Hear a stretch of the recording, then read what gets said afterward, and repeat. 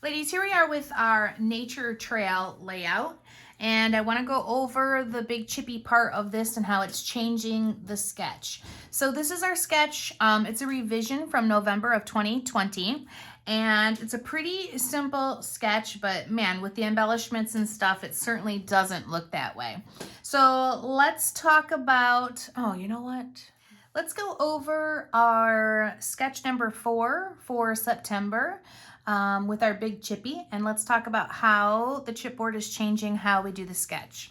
So with this layout, it is a really simple blueprint, very little of anything going on the page, but with these embellishments and this paper from 49 and Market, it has great impact. I love the chipboard that I'm using. I'm a little obsessed with mushrooms. You can ask any of my friends.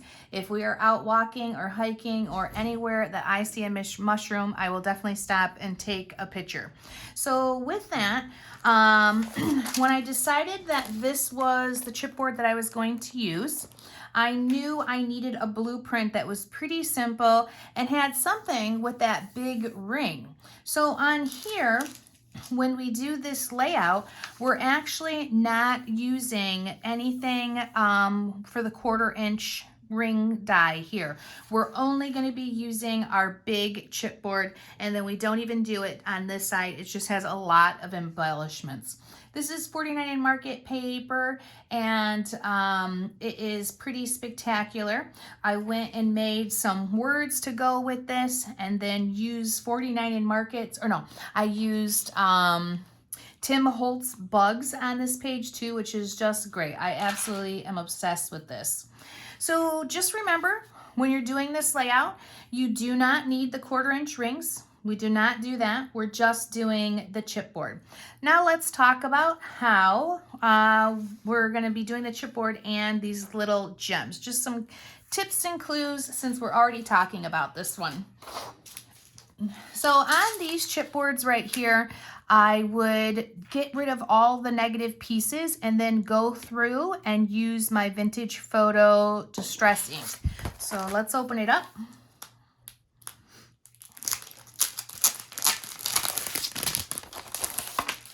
And it does start to kind of fall out and apart. And if you can just kind of flop everything out of there by pushing, I like to use my scissors. Not all of the chipboard will have a big 12 by 12 piece like this, but I try to kind of keep it somewhat intact. So I'm just going to go around, push them through. And take your time. There's nothing to be, there's no races that it's going to get one popping this stuff out. The only thing you're going to do is get upset if you ruin it.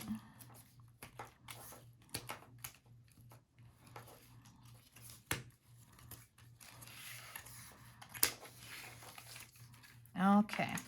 Now, sometimes it likes to flop back in there. I will take my scissors and give it a little tap, and then that's it. Pushes this right out. So this is a negative piece that you're not going to need. You can throw that away unless you have some sort of brilliant idea for it. And the same thing with the circle. We're not going to be using it, but if you have an idea with it, there you go. Use it for something else. And now I'm going to go back and I'm going to get rid of the rest of the negative pieces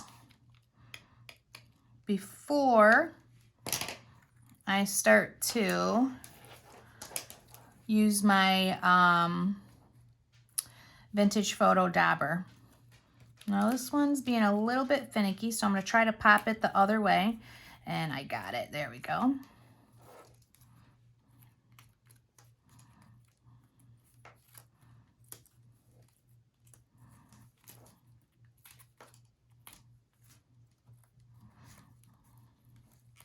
And these pieces, if you have them, there isn't any reason why this can't be used as part of, you know, some other embellishment. Those leaves and those negative pieces are just as good sometimes as the actual chipboard if you have them.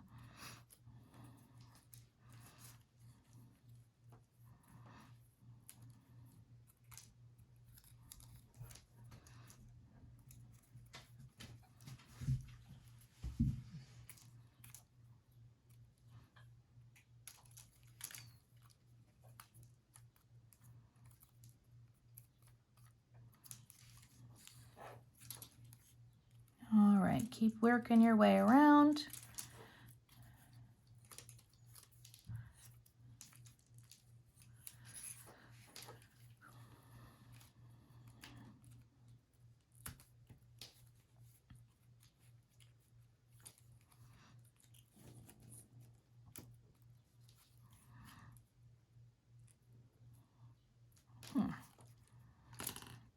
Try going the other way if it's not pushing through.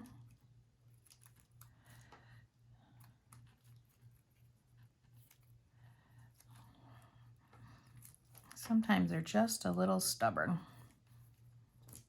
There we go.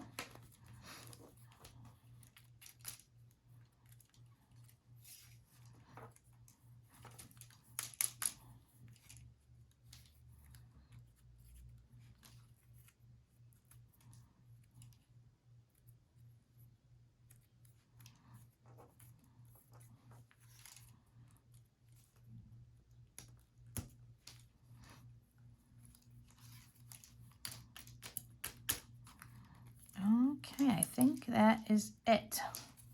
Let's clear that off. And I've got it all pushed out. Now the other thing that we're going to be doing is the verbiage too. So you might as well pull that out, open it.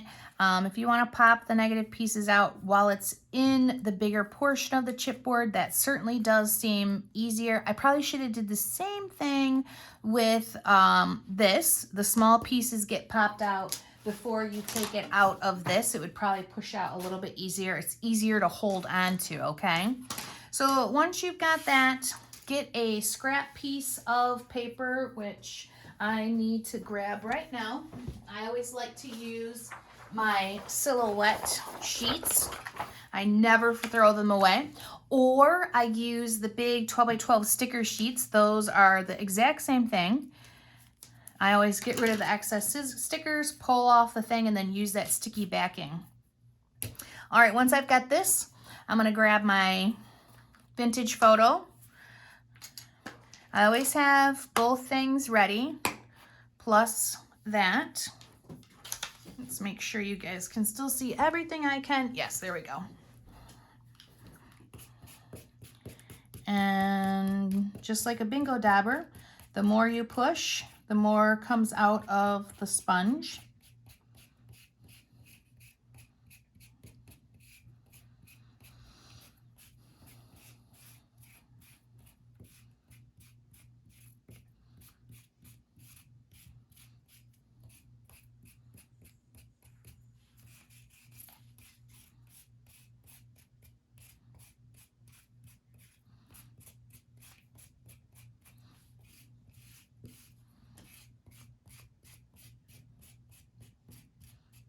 Give it a nice thorough coat. Try to have the color kind of consistent.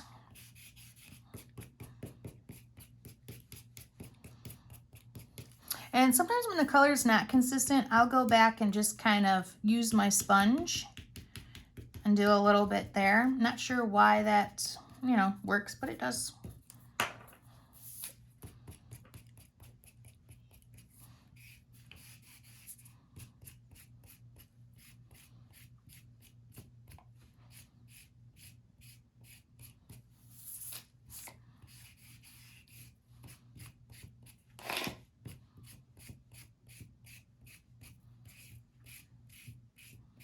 Vintage photo is my go-to color. You guys all know that. If you're only going to have one distress ink, this is the one to have. It's a nice warm color, all around good brown. I mean, I have them all, and I use some here and there, but I seem to be sticking with this because it's in a dauber, and I like to use chipboard. All right. So there, oh, let's not put that away yet. This one looks good. It's all done, ready to go on our page. Unless you see a few spots you want a little bit darker, just go back and you can go over those. But for me, that looks pretty good. Let's grab our nature trail words. And we're just doing the same thing. Now I'm not trying to do the whole rectangle. I'm only trying to do the words. But sometimes, depending on how tight they are, that is the whole thing. All right, let's darken up a couple spots.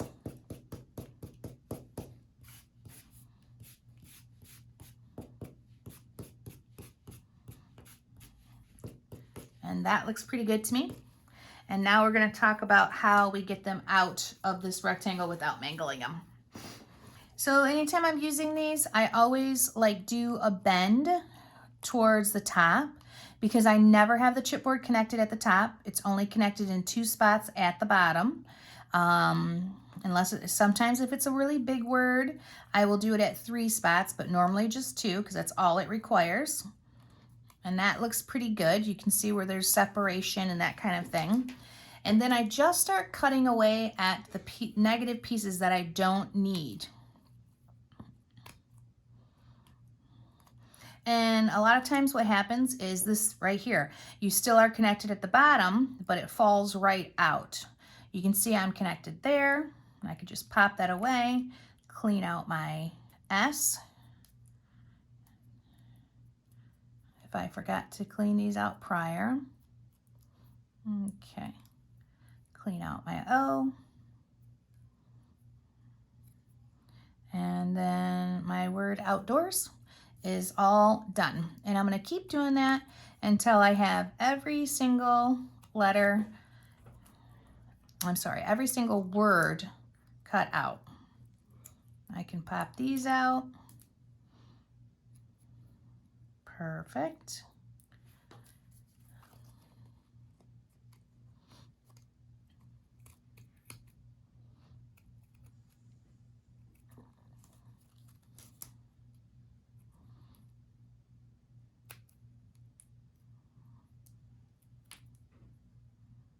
Okay, we got outdoor, plants, walk, flowers,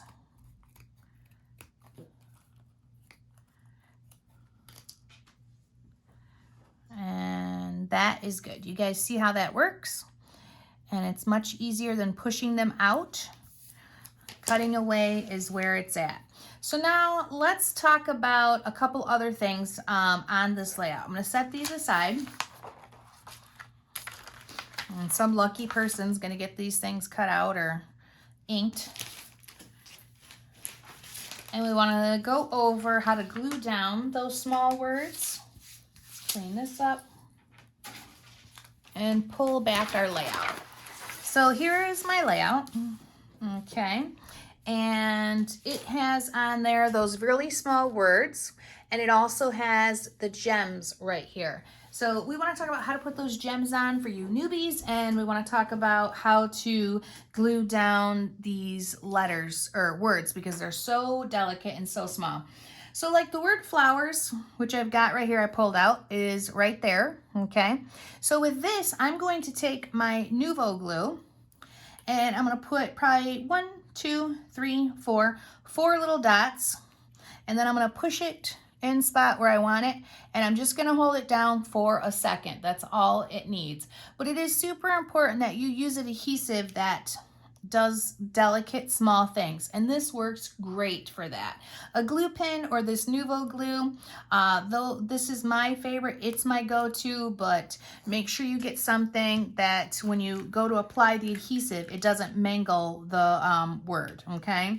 So that's what I recommend, is the Nuvo to do that. And then for the sequence, right here we're using Sea Level. Sea Level is actually one of my favorites. I just think it's absolutely beautiful. And they're here and they're tucked in and then they're there. I actually use them very sparingly. I could have gone crazy and added a ton more, but I just wanted to accent this little, have that little trickle of them here.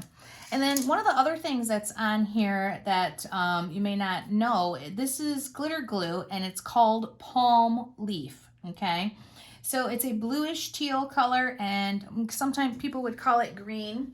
Let me see if I can pull mine out real quick to show you. Oh, maybe. Okay, here is mine. It's actually pretty empty, but that is my color that I used. I went over some of the words, but not all of them, just a little bit here, a little there, and then these. And then I did a lot of dotting and lines with the glitter glue. Anytime you don't have any at the bottom, I always tap it and that brings it down. And I like to do, let me see if I can do it over here. Like these little butterfly wings have dots. And then the words, I just quickly went over the top of the whole word with this. And then more dots. More dots. I gotta pound that down again for the mushrooms.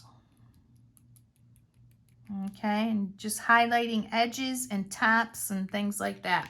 So whenever you're doing the glitter glue, there is a video online that shows you kind of my thought process and how I pick glitter glue. You can definitely watch that. I would totally recommend it, but don't be heavy-handed. The less is best. It's not puffy paint. Now the second part of this is the little sequins. Make sure you have a, scrap piece of paper or something. I'll just use this. And I normally dump the whole package, but I'm already done with this layout. I only want to add a few to show you how I did it. So I'm just gonna put a couple down there. Oh, everything's sticking to me today. So I've got a few out. Oh, this one has a lonely little heart. Don't use that. That was not on part of our hiking page. You can save that for something else. Get out your Nuvo glue. And I just make dots where I want to see them, just like I would with the gems. So I'm going to do those. And I put anywhere from, 6 to 10 dots at a time. I use my scissors to pick these up, and my scissors, like if they're not dirty, sometimes I'll tap them in the Nuvo glue, or I'll get like a little puddle on there like that. And then I know who wants to make their scissors dirty? Me, that's who. So then I can pick up, well, if it'll work. Yeah, so then I can pick up these pieces and just set them where I want them. See how it just holds it on there? And then I put it wherever I have my little dots. If it's big, you can, pick it up with the edges of your scissors like this. But for these little ones, like there's one there that's ran away on me. So I'm gonna pick that up and push it in that glue. Flip this one over. Yeah, I love dirty scissors for this, and that's the only way I would use these scissors because they are pretty bad. Okay, so that's it, guys. That's how you're gonna put your little gems on. That's how you do your chipboard. Make sure you understand we are not doing the orange part of this layout. We are only doing the blue and the pink and then heavy embellishing, because that's where this is at. It's with the embellishments. And for gluing these little metal guys down, because they're pretty hollow underneath, so I have like a puddle of the Nuvo glue, and then I just kind of push them into it. Some of them I turned over, and here I'll just show you what I mean, because they're very hollow. So whoever is getting this package, it might be, in pieces.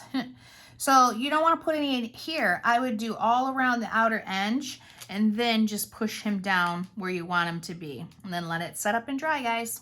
All right, I hope that helps. This is another one of our big chippy layouts and how we're editing everything in order to use it.